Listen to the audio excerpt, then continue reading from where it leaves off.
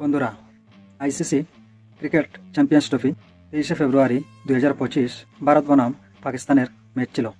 প্রথমে পাকিস্তান টসে জিতে ব্যাটিং করার সিদ্ধান্ত নেয় এবং ব্যাটিংয়ে নেমে পাকিস্তান 49 ওভার 4 বলে সবকটি উইকেট হারিয়ে 241 রান করে। জবাবে ভারত ব্যাটিংয়ে নেমে প্রথমে খুব ভালোই শুরু করেছিল। প্রথম উইকেট যাওয়ার পর ভারতের রান রেট ভালোই ছিল। দ্বিতীয় উইকেট যাওয়ার পর রান রেট কিছুটা ধীরগতি হয়েছিল, কিন্তু তাতে কোনো ফারাক পড়েনি, কারণ ভারত ভালো খেলছিল। শ্রেয়াস আইয়ার হাফ সেঞ্চুরি করেন এবং বিরাট কোহলি সেঞ্চুরি করেন। বিরাট কোহলির সেঞ্চুরিটা এমন এক জায়গায় ছিল যেটা হয়তোবা সম্ভব হতো না, কিন্তু ভারত জেতার জন্য মাত্র 2 রান প্রয়োজন, কিন্তু বিরাট কোহলি তখন 96 রানে দাঁড়িয়ে আছেন।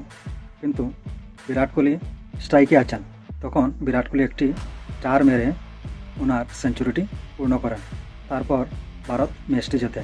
ভারত 42 ওভার 3 বলে 4 উইকেট হারিয়ে 244 রান করে ম্যাচটি জিতে নেয়।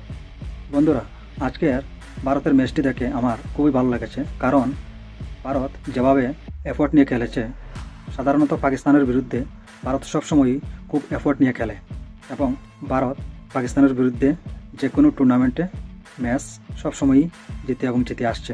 ভারতের আজ এই এফোর্টটা দেখে আমার খুবই ভালো লাগলো।